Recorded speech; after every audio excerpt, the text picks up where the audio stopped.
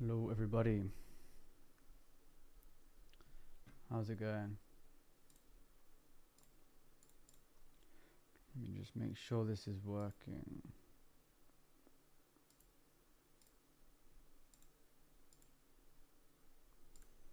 Okay, there we go. So I'm going to be doing probably 4 or 5 years of my NFP strategy, and we're going to be using FXReplay for this, obviously, and hopefully we can get some good data on the strategy that we can potentially use in the future for either trading with prop firms, obviously purchasing on prop firm match, or even personal funds, because I'd obviously have to pick a firm that allows news trading, which is key, especially if we are being tagged in fairly close to the average release of NFP. So NFP, I only trade GU, which I'll be going over. So we're going to create the NFP session. We're going to start with $100,000 and GBPUSD, and let's go with that layout. And I actually have a list of all of the NFP dates here, and this will give me this will basically give me all of the times and the dates for the NFP, so I can go through and I know exactly what date it is. So we see here the first one is the 8th of January. So we'll just start on the, let's just say the 6th of January, so we can just get used to, clicking through. Did not mean to do that. January 6th, and then we can end it at this current date today, which means we will also be able to do last week's NFP as well. So that should be quite good. Then we can create the session and then go to the chart. So if we're looking at it, we'll have around 1, 2, 3, 4, 5 years of data, and obviously 12 trades per year, so around 60 trades worth of data in our sample size. So the reason I'm actually doing this is so that I can export the data from FXReplay once I've done the backtesting, and then I can go on to Edgewonk, import the trade data, and then I can go through all of the stats with you guys, because in my opinion that is the best way to actually find out if a strategy has the best stats or not. It's all good just looking at your return, but I like to look at it in terms of the stats behind the strategy, which is obviously very important. And I do know that the equity graph might be a bit crazy for this strategy, because only 12 trades in a year. It could be 5 months until you get your next winning trade. That sort of thing can happen. So what we're going to do is we are going to probably wait. They seem to have moved everything on FXReplay. How on earth do I get to the next day? Oh, here we go. Next London session, there we go. So that should be the 7th, and then obviously we have the next day, London session, and then we can click through, and obviously we can see here that 1:30 on the 8th of January 2021, there we go, this will be the first trade. And just to quickly outline what we're actually doing for this strategy, it is the NFP open candle. Well, obviously it can be tagged on open candle, it could also be tagged on the candle after, but we want the NFP, let's just say NFP release candles. And when I'm saying this, I'm basically meaning the impulse reaction. So that could be the reaction from the first push up, it could also be the reaction from a few candles later. And our criteria is very simple. Let's just go 55 pips in the first direction. I'll explain this all in a second. 25 pips stop loss, open candle target. That's very simple. So what this basically means, 55 pips in the first direction. Again, I'm going to keep it quite simple. Let's say this candle, the next candle after this, was the NFP release. We're not going to use an actual one for this example. We're just going to use a normal point in price. So I want to see if price goes up, if we zoom out a little bit, if the first push in NFP goes up to this point here, I will be shorting. And the target will be here. So you can obviously set a limit beforehand. Obviously it's easier to do on FXReplay. The only downside with using FXReplay for this is the fact that you just click through, whereas in the real time you're going to have the candles moving and there's going to be so much volatility, so you kind of have to be very ready. And then a 25 pip stop loss. There you go, like that. And we'd obviously do the exact same the other way. So if price went down 55 pips on that first move, if we measure that out around this point here, we would then long. So it's basically whichever one happens first on that initial move. And I'll go over why in a second, but that's kind of what you'd have. You wouldn't set a limit on both in the live markets. You just see what the initial reaction is and you'd have your two levels drawn out, ready to trade those levels.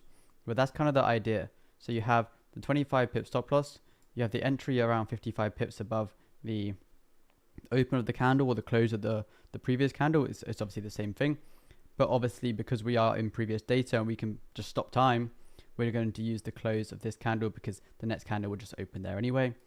And then obviously if it is in the opposite direction, we'll buy from this point, stop loss 25 pips, and then trade back up to that same point again. So very, very simple. And now we can go to NFP time. Don't want to accidentally click past it. 12, 45. Okay, so the NFP should be on the next candle here. So what we're actually going to do is we are going to set the limit on here because it is easier for me in the back testing, because the full candle will be complete once I press the next button. So we're going to go 55 pips. You know, we can't get it exact, so let's just say 55.1, 487. There we go. And obviously we know stop loss around 25 pips. And then the TP is the close of the candle here. And we can adjust this to be exactly 25 and exactly that. And obviously we just set a limit on this point here. Very simple. But also, because we don't know if price is going to go up or down, we're going to also set a limit for the opposite direction, like I said. There we go. And we can have the stop level at 250 and the profit level at 55. There we go. So this is also another order. And we just make sure this is in the right place. So now when we click the next candle, you see that the first move is to the upside. We'll see if we get to our entry point, and we don't. So the thing with this here, it's very simple because we didn't get to the entry point, no trade, and we've already retested the open of the candle or the close of the previous candle, obviously. So that means there is no trade on these ones here. And we're using 55 pips because from the data, the average move before the fake out, or the average fake out move before the reversal, is around 55 pips. So what that basically means is that, let's say this was the fake out, obviously on average it's going to be, an average is the high ones and the low ones, but you can't go on just the low ones and get tagged in more because you might also lose more. So we're going to test the average, but we can see from, obviously this is recorded, I can go back and see exactly how far each push went into the initial direction.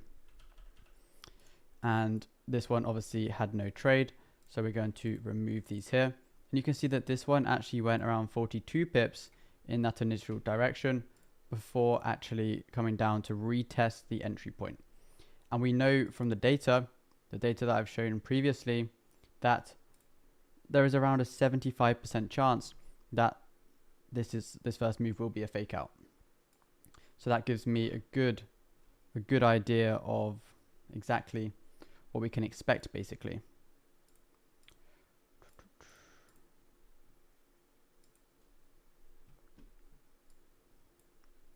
So we can go, the thing with this is we're going to have to click through to the next day quite a lot.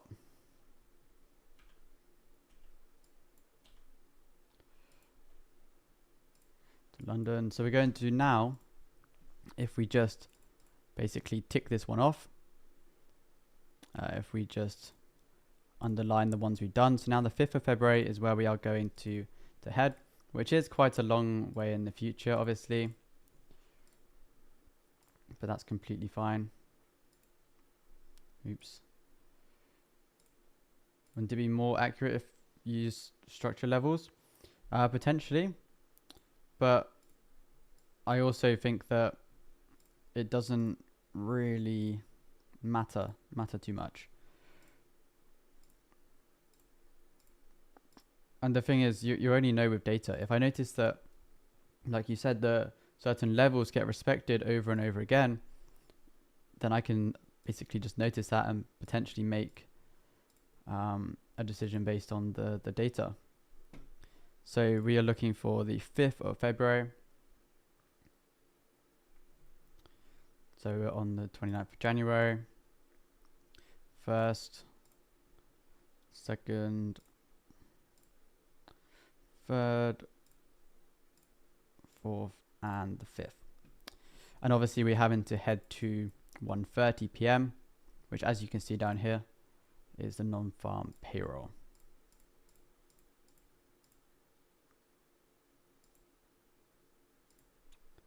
Okay, let's keep going. We don't want to accidentally miss it though. So 12, 1, 2, 3, 4. Okay, so the next candle will be the NFP. And now we can go and set the limits. So 55 here. Around that point. Then we can go profit level 550. Stop level 250. Very nice. We can obviously set that limit now. There we go. And we do the same in the opposite direction. 55.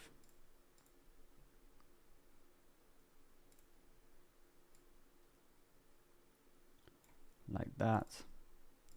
And then 250 here. 250, obviously, if you're looking at the ticks, is 25 pips, which is why we're using that.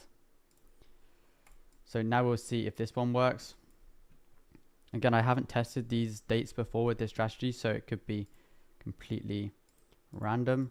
So we're still making that push to the upside. We'll see if we tag in before retesting the entry point. You know, we're getting later into the day now.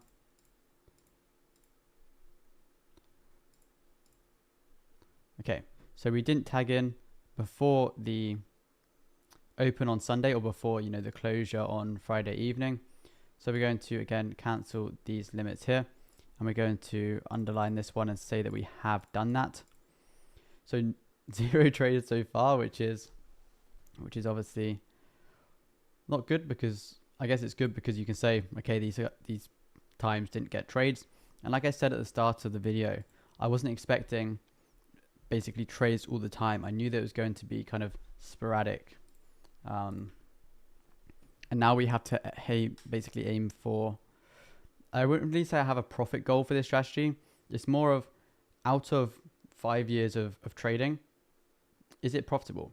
Is it worth me risking my capital and risking, you know, potential slippage on NFP for an extra 5 or 10% per year? I would definitely say so in that situation. So we go to the 5th of March now.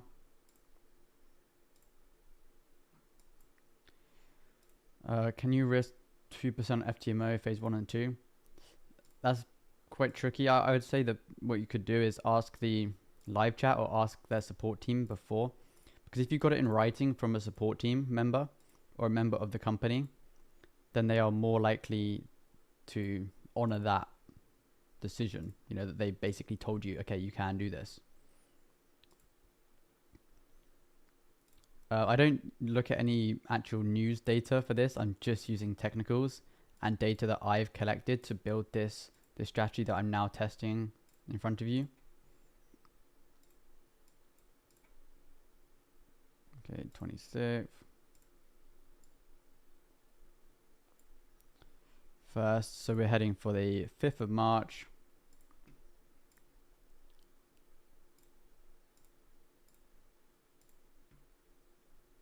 So one more. Here we go. Okay, so now we'll head towards the NFP. 12, 1, and now we set the limit on this point here. So 55 to the upside. If we measure that again, 55 here.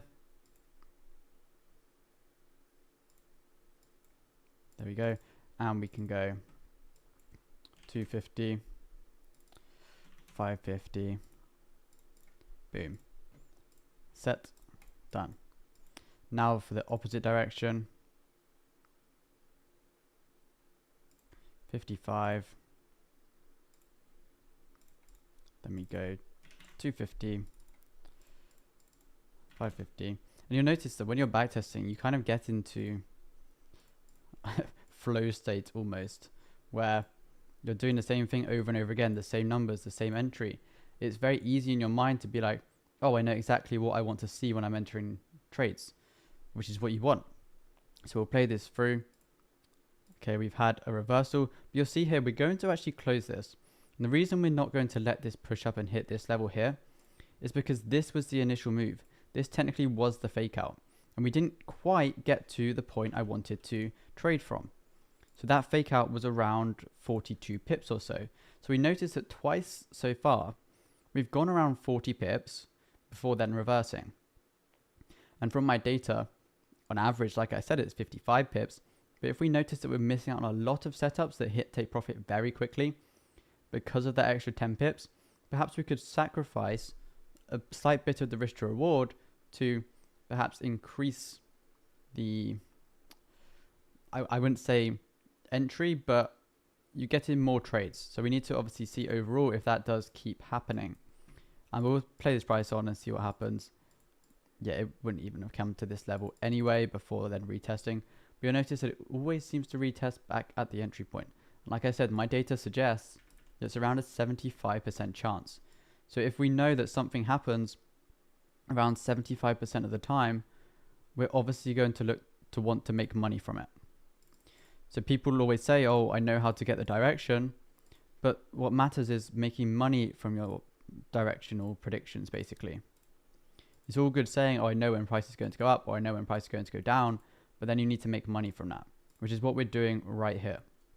So we know that 75% chance has a fake out. Now we just need to make money from that fake out. And now we're heading for the 2nd of April. We'll go all the way through March.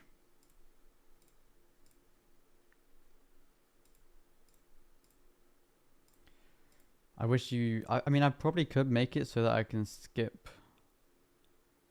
straight to the next, like to a Friday or something. Let me see if I can do this. Days to skip Friday. Wait, I don't think that was what I wanted it to do. We'll just carry on. We don't want to potentially miss a day in our testing. 26th of March, so about one more week to go. We've got to be careful. It's not worth skipping through too quickly to then miss a potential entry, as you guys are probably aware. Okay, so here it is, NFP day. Just check, yes, the 2nd of April. And I don't know why we are at 7:45 a.m. But that's fine, I guess. Okay, there we go.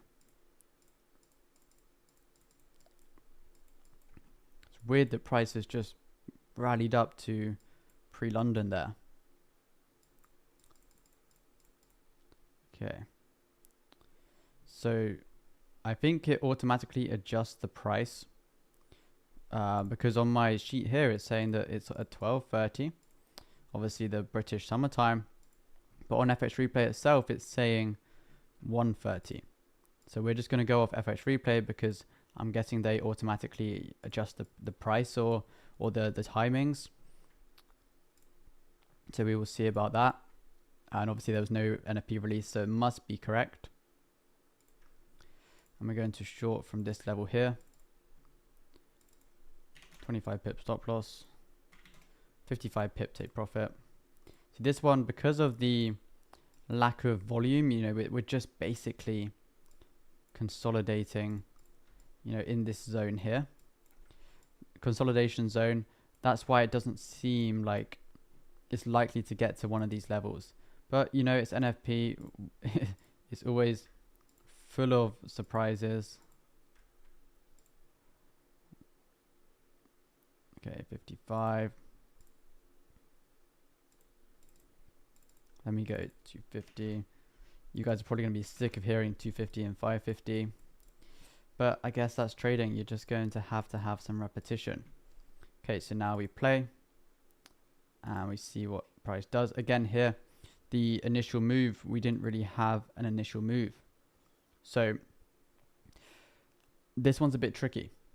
Because you could say that we've had both ways of an initial move. And we didn't really go that much. We went 15 pips or so. So this NFP is pretty dead. And I'm going to cancel the limits because I want a first push to tag me in. Not a, okay, we're going to go to the downside, we're going to go to the upside, then we're going to go to the downside again. I don't want that. I want an initial push, which that's just not what we got. And look how boring that NFP was. You know, I'm glad I wasn't even in a trade for that because that was pretty disappointing, I can't lie. I'm pretty sure that was around the time of the lockdowns. So obviously we had, I think we had a second batch of lockdowns in 2021, if I'm not mistaken, which obviously means that there's probably not really much change. And there's already so much volatility in the markets anyway.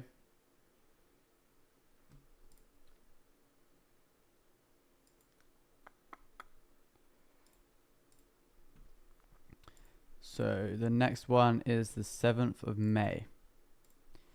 Now we've got to go all the way through to the 7th of May.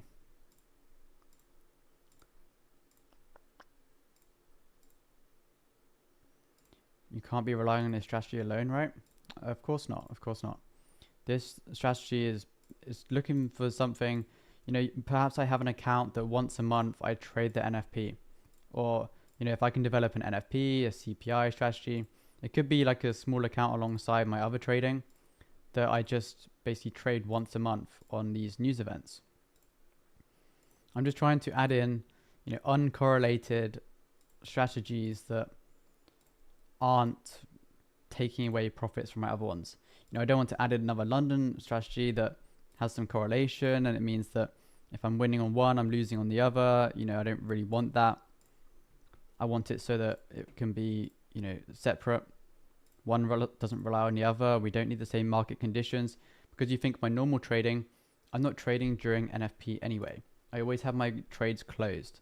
So why not try and make money from the times when I'm not usually trading? Okay, so this day is interesting. We have NFP, a Biden speech, ECB speech. Okay, so a lot of volatility straight from the get-go in this day, 7th of May. Interesting. Okay, so we already have a lot of volatility here. So this NFP might be pretty crazy. But I guess there is literally one way to find out.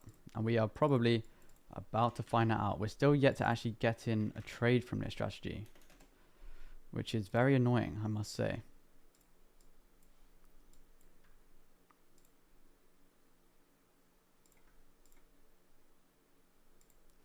There we go.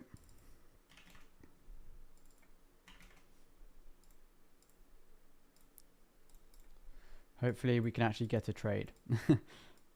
We're going in both directions. Let's see. Okay. Didn't mean to move that. So we're tagged into this trade now. This is what I mean with that initial push. What we want to see now, there's two potential outcomes for this. We either continue that push with the next candle bullish, or we melt down to the take profit and retest that candle. I never usually see consolidation like this. It doesn't usually happen. It's either straight stop loss or straight take profit. So there we go. That was a bullish candle, but we failed to push up. So now we'll most likely... No, please don't do it. Damn it. Okay, that's completely fine. First trade, and obviously we need to remember to cancel the buy limit here. But first trade actually lost. First trade we actually entered has actually lost. So we are down. We're down 1%. You know, that's rough. It's rough. But it doesn't matter. It doesn't matter. You know, one trade is not the end of the world. And obviously with a strategy like this, where you're not really getting many trades, your win rate has to basically be fairly decent, because we're not going for 1 to 5, 1 to 10 risk to reward. Obviously that could be the case later down the line if we are noticing that price on average flies past the point of the entry. But I guess we will see with time.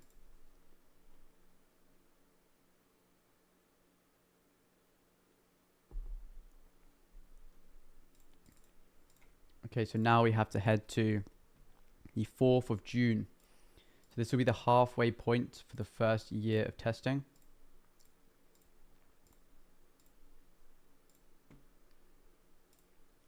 And obviously each year we can do a little debrief and see basically how the stats are doing. Because I always like to break up my testing into certain segments. So it will be if it's a strategy that has perhaps more trades, it has a higher frequency, I will potentially review after every month. You know, I want to see how the strategy is performing. Whereas if I'm using a strategy that might be the higher time frame perhaps, or one like this that you're not really getting that high frequency nature of, you know, a normal strategy, it could be better to debrief basically every year. And I'm not saying every year in the live markets, I'm saying every year of testing being completed. So you see again today we have retail sales, we have a Powell speech, we have non-farm payrolls, and another Biden speech. You know, Biden used to love speaking for some reason, even though he was pretty terrible at it. So 11, 12:30, 1, and then the next candle will be the NFP release. So we can put the limits in. And I've only tested this on GU so far. But obviously if I notice that it's working well, but perhaps I want to increase the risk to reward. And in my opinion, I think that this would be a very easy style of strategy to code into an algorithm. The reason being, there's no subjective decisions being made. What you would basically say to the algorithm, if you obviously have the skill set to do so, I want to enter 56 pips or 55 pips above the close of the 13:15 candle, obviously on the 15-minute time frame, and it will set the limit here. The good thing with an algorithm, it doesn't have to wait for that candle to close like I would have to do to then draw out the level to then mark it, because I only know when the candle is going to close the second it closes. And with NFP, you guys are probably aware that it does move very quickly after that candle has closed. So an algorithm might be the best bet, and if you guys want to see that, then I potentially would be interested in building that live to see how it works. because I think that would be quite an interesting experience, and I don't really see many people doing that on their channels. There we go. So the next one is in place. Okay, this first push here, we're tagged in.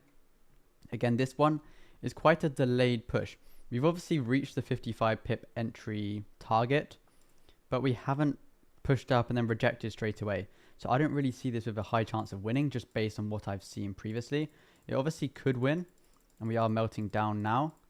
But if I was just looking at this versus the previous one, I would say the one before, in my mind, would have had a higher chance of winning, but obviously we'll see what happens. And we are going to hold these trades until stop loss or take profit, and that might mean holding over the weekend. As you see here, now it is the Sunday, but we're just going to see how the trades run. Okay, so it's probably going to hit take profit. Are we going to? There we go. So take profit is hit on this trade. And the reason I'm happy holding this over the weekend is because in my data, if I look up the data, I can see that some trades, 22 retest on Friday and 5 retest on the Monday. So it is obviously more retest on a Friday, and I'm more likely to hit take profit on the Friday.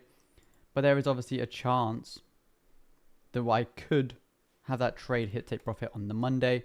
And obviously if you're taking 25 trades overall, if we're just rounding the numbers up there, and 20 of those hit on the Friday and 5 of those hit on the Monday, I'd then be missing out on 20% of my potential earnings if I wasn't holding that trade over the weekend. So you have to calculate, is there a potential chance of losing with a gap or something like that? Of course.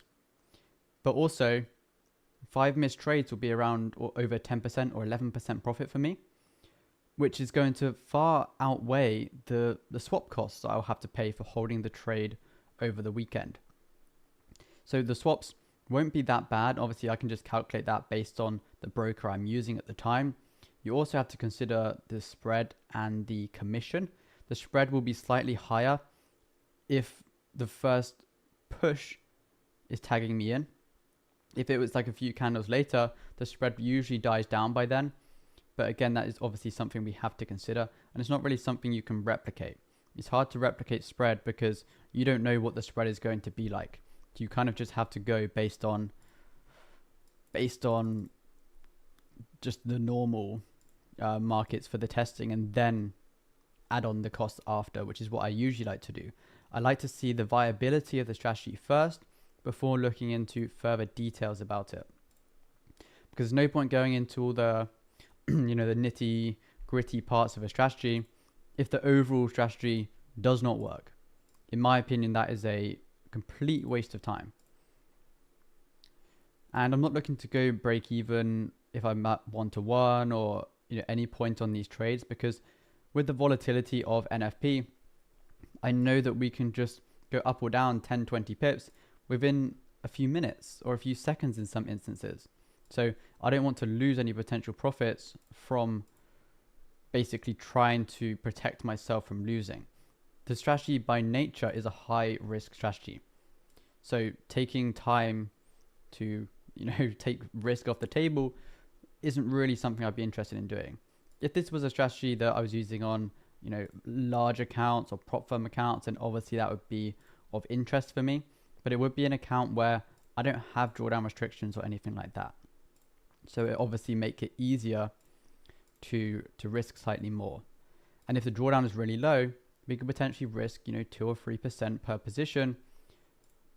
And because if you're only taking 4 or 5 trades per year, it means worst case scenario, if all of those trades lose, you're only down 10% for the year on the account, which obviously is still a large amount of capital, but it's not bad considering if you risk on another strategy and lose every single trade in a year, you'll probably be down a very large amount of money. But we will see how we obviously perform over the 5-year period. So here we are on the 2nd of July, which is the next point. And obviously we are skipping forward to 1:30, which is our NFP time. So here we go. And now we're going to set the next limits. There we go. Going in here, 250, 550, set that limit. There we go. Obviously it might slightly be off by a few, 0.1 of a pip, 0.2 of a pip, but that isn't really my major concern right now. So I don't feel like I'm going to be missing TP by 0.1 of a pip, but if that does happen, then we can obviously be more accurate in the future. Okay, there we go. Both limits are now set. Okay, push to the upside. Will we get tagged in before the retest? We have been tagged in now. Again, this is the first push. This is the fake out essentially because we haven't retested this entry point. So stop loss hit, again, completely fine. But you'll notice here, I will only cancel if we then got in the other direction and hit that entry price again, because this is technically still the fake out to me. It might seem weird, but that is how I still see the fake out. And obviously this could go to the upside before retesting this point here. But we do know that this entry point usually gets retested. So that is obviously something we're always considering. So 2nd July done. And you see so far we have a 33% win rate. And we're only up, 0.2% profit. So it's not the end of the world so far. Yeah, I'm currently just testing this over the 5 years before adding anything in. This is kind of just the base, the shell of the strategy. I tested it a bit in the live markets, but I just want to have it all on FXReplay so I can download the data, so I can export it in, a spreadsheet, so then I can import it to separate tools to give me further data to essentially know what I need to improve.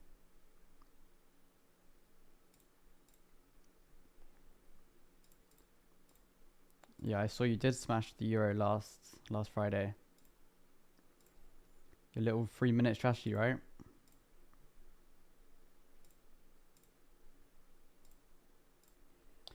What date are we looking at here? So the 6th of August. And this does mean that 7 months in, we're basically break even. So it's not too bad. Most people 7 months into their trading new strategy would be probably very deep into the red. But that is not the case for our results here so far. Obviously, I don't want to speak too soon. We could hit a very rough patch, but again, I'm not convinced that will happen, to be honest. Okay, so let me just check the date again, the 6th of August. It's always better to double check instead of missing a setup. I've done that far too many times, and then your whole data is incorrect. Because if you've missed a setup, that could be one of your wins that could have affected your drawdown, your balance and everything. You just don't want that to happen to you. So we're going to go to 130, 10, 12.30. Okay, here we go. So the 55 and 55. And you'll notice that when it goes off the screen like that, that's usually when there's less volatility. So we have to zoom out a little bit to actually see where 55 pips is.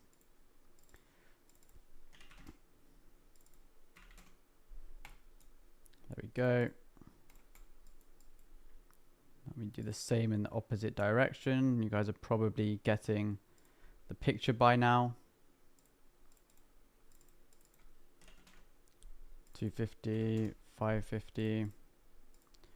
There we are. Now we play. That's obviously a push to the downside. But again here, first direction is to the upside. So this one, again, it is quite tricky. Because, you could say that the first actual push is this direction here. But also the first push isn't actually that, if that makes sense. Because if we've gone in both directions, we've essentially retested the entry point already. So I'm going to cancel these limits here. And obviously this is a lot easier to tell when you're looking at perhaps the seconds time frames.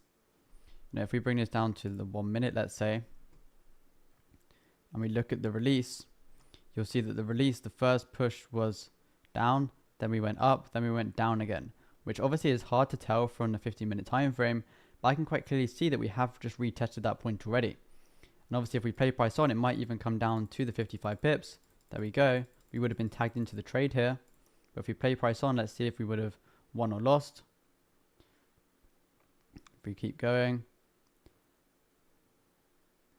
pushed into profit, and then we would have lost the trade. Is it going towards the stop loss? It does seem quite likely. There we go. And that trade actually would have lost. Again, we're looking for a fake out. So if that first position, that first push is not the push that gets us into the trade, then I'm not looking to get into the trade. That's kind of the simplest way that I see it. And you see that that was actually Monday that we hit the stop loss. So it would have been, you know, over the weekend, and that trade would have hit the stop loss. So now we are going towards September. Where's the underline? There we go. So the 3rd of September is the next backtesting date. If we just keep going. August. I wish I could skip to NFP. That would be amazing.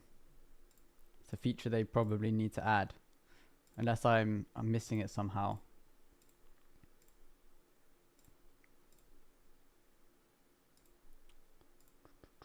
So the 3rd of September.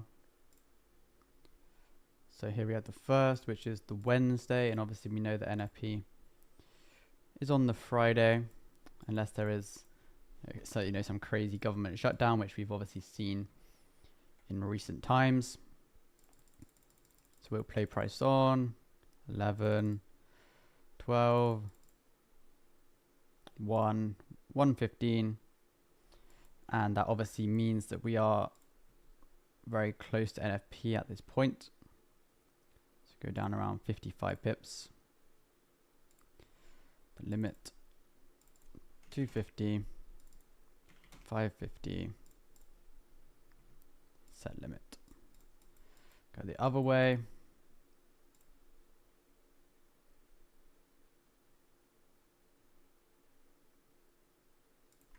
$55. I should probably just make a preset for this. Let me do that now for the template. Save as NFP. I do the same for this one, save as NFP. So now what this actually does is if I drag this to here, let's say, I just go NFP, boom, it's locking back on.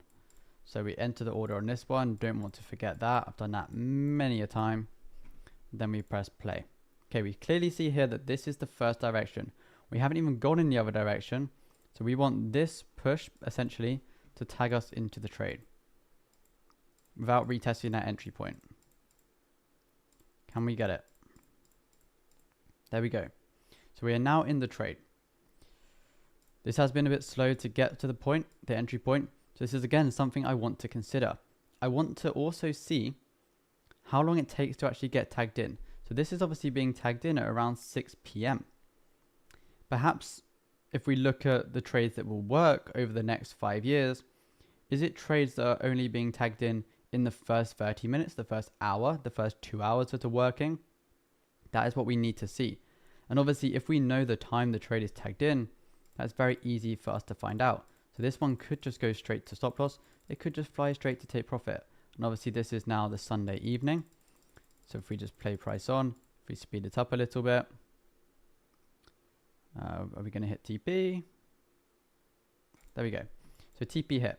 So this one was obviously tagged in later. It's now the Monday afternoon and we've hit TP on the trade. But that also could have gone the other direction.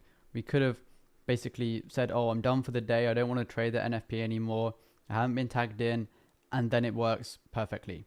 So I also need to know at what point is there a cutoff where it's no longer worth it to even be looking for entries on the setup. Again, these are all important things that you need to keep in mind. I wouldn't say for the first test, but once you have the data, you have the export of the trades, then it is easy to calculate that. Obviously, if you have the correct data. So that is obviously September finished. So we have 3 months left. So the 8th of October is the next NFP date. So we can skip through now until the 8th of October. It feels like most of the time on this backtest is actually just skipping through rather than actually trading, which is obviously not the case with most strategies, which again, you just have to adapt to what you are trading essentially. Okay, so just checking again, 8th of October. So we had the 3rd, we had the 5th, 6th, 7th, and 8th. There we go. And now it's time to skip through to find the NFP. So 11, 12, and the next candle here, this is where we are looking to trade from. Buy limit here. Obviously we have our template now. There we go. Super easy. So all we really have to do now is measure the 55 pips, just like this.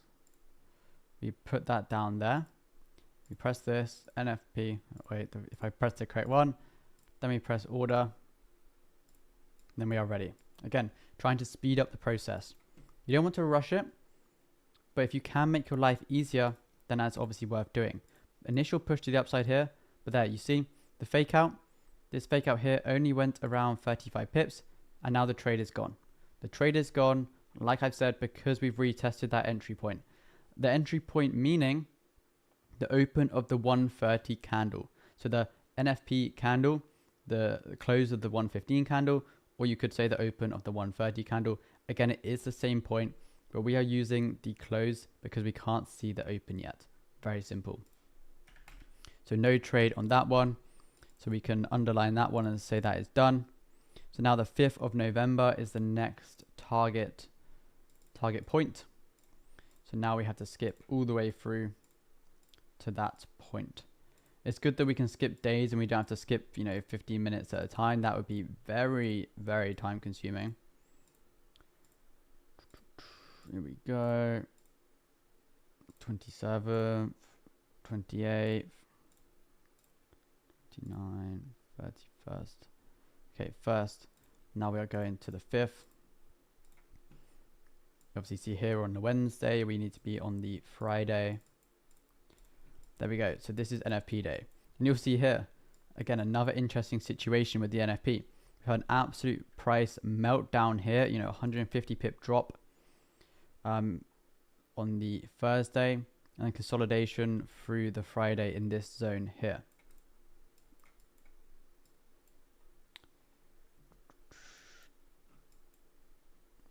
Yeah, when I'm pressing this, it does skip a day to the next London session anyway, which is quite good. Okay.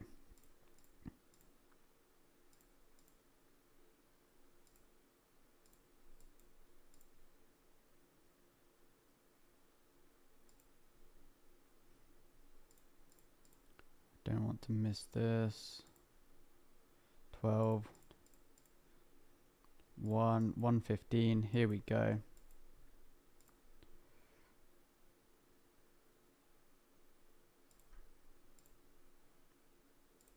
Long, NFP, order, placed. Now we're looking to short. Okay, there's lots of volume here, so this is, I'm not gonna lie, it's very likely that we're going to get tagged in on this trade, just from what I'm seeing. Obviously I don't have a crystal ball. We'll see. Okay. I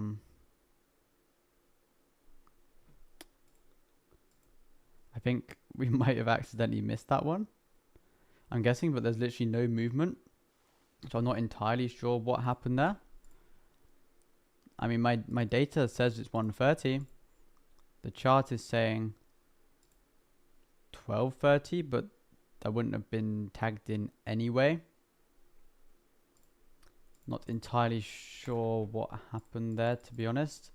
You know, this did nothing. I don't really know, to be honest. I don't really have much to say to that. But I guess that ticks off the 5th of November, I guess, because nothing really happened there. Yeah, that's a bit weird. I guess now we can go to the 5th. Is it the 5th or the 3rd? 3rd of December.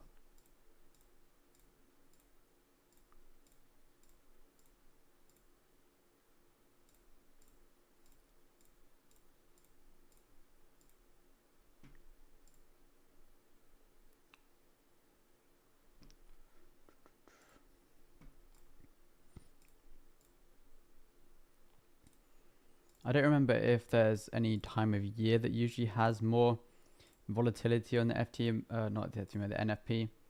I don't really know, to be honest. But I guess we will find out.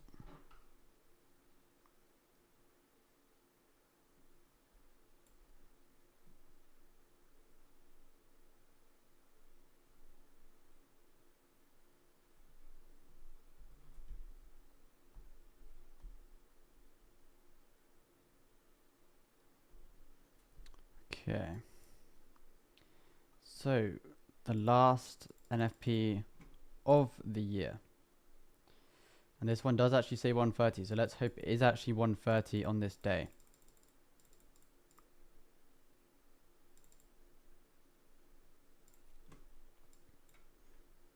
Okay, 55 to the upside, NFP. 55 to the downside.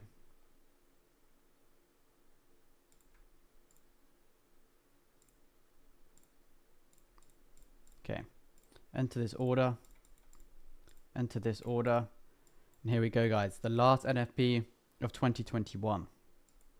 Okay, push to the upside. It's retested the entry already. So no trade for me, unfortunately. And what would it have done? Okay, it would have basically tagged me in for the buy. Would it have hit TP? We just seem to be consolidating. And we would have hit TP. That's a hurrah, I guess. But again, that's not the style we're trading. We want to enter on that first initial, fake out. And we unfortunately did not get that. So if I just underline this, there we go. And now we can go to the analytics and see the data essentially. So like I said, I wasn't expecting a perfect equity graph, just how the strategy works. You'll see there's massive gaps between the trades. Obviously this one was in July. This one was in September. But you see the first year, we did end up around 2.4% in profit. But like I said, remember that we are always thinking about the drawdown in relation to the profits. So you see in the whole year, our max drawdown was 1%. Yeah, so this was our biggest drawdown. Obviously this was a 1% drawdown too, but our max drawdown is 1%. So when we're doing the simple maths here, if I just show you this here, so if we have a 1% max drawdown with a 2.4% return, we obviously have that ratio. And if I'm comfortable, let's say, losing 10% in a year, or let's say 5% in a year, I go that 5 on one side, which obviously means I multiply the side on the right. And obviously if we're multiplying that by 5, if my calculations are correct, we have around 12. So that means I'm able to return 12% per year if I am risking 5% per trade, which I think is quite good, just based on the drawdown. And obviously we can't base the whole risk and everything on this strategy based on just 1 year. But if we put that into, again, 10%, we obviously have a 24% return. And that's more reasonable with a normal strategy.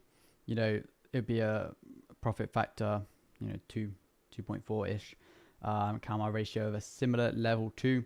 And that gives us a good understanding of, if you're comfortable risking or losing or having a max drawdown of 5%, 10% per year, like a normal strategy would probably have, then if your strategy does have a low max drawdown, you can potentially multiply your risk in line with the drawdown level you're actually comfortable with, if you have enough data to back this up, obviously.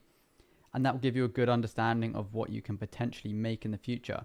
Like right now, we're only on this basic level here, but if I was risking a higher amount, then I can go to the higher level there. So if I'm exporting, what I'll actually do is I will come over to this side over here on the right, and I will just click download. And it will download all of the trades you've actually taken on the account. And then I will basically import that into Edgewonk and go through exactly the different stats. But what I'm going to do is I'm going to look at that after the 5 years is complete. So I'm going to download the 5 years of data to the 5 years of 21, 22, 23, 24, 25, and then see what it's like over that 5-year period. Because just having 4 trades overall doesn't really warrant a trade or analytic breakdown, in my opinion. But let's say we get 4 per year over 5 years, we then have I wouldn't say a big sample size.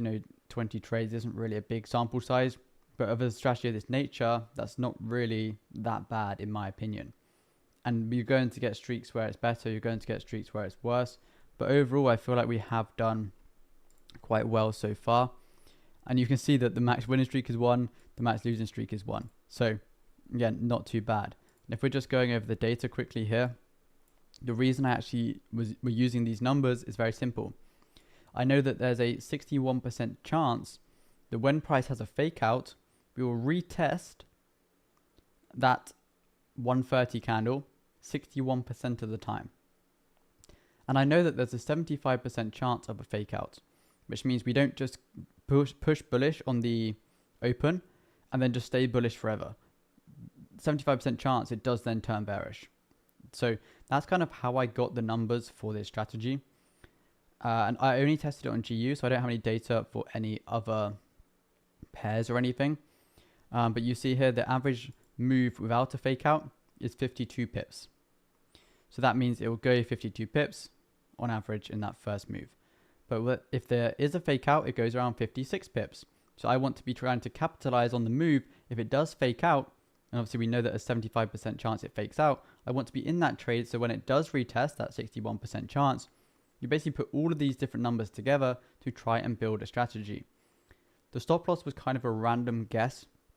It doesn't really seem to be an issue. I don't really seem to be getting tagged out for a stop loss and then price instantly rallying to the take profit. But again, if that does become an issue, then that is something that is quite easy to change, especially if you know the overall strategy is profitable or not. If the overall strategy, the overall bias was completely wrong and it wasn't profitable at all, then yeah, it wouldn't be worth looking into it. But overall, it does seem quite good so far. And also you see here the highest fake push. So the highest fake out before then dropping back down is 137 pips. So I'm also accepting the fact that the average is you're having those extreme highs and those extreme lows.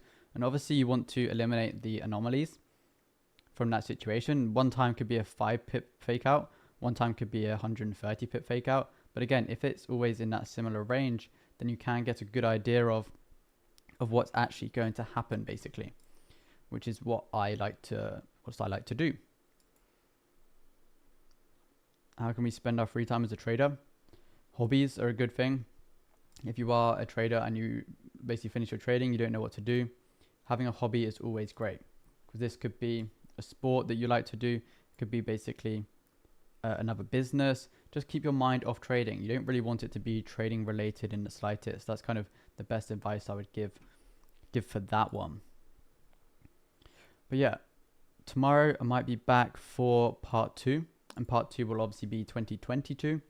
So I might do a stream in the morning, which is the live trading or something like that, and then later in the day maybe, or after the live trading, some more back testing. So let me know, guys, if you did enjoy it. Subscribe to the channel. I'll catch you guys in the next stream.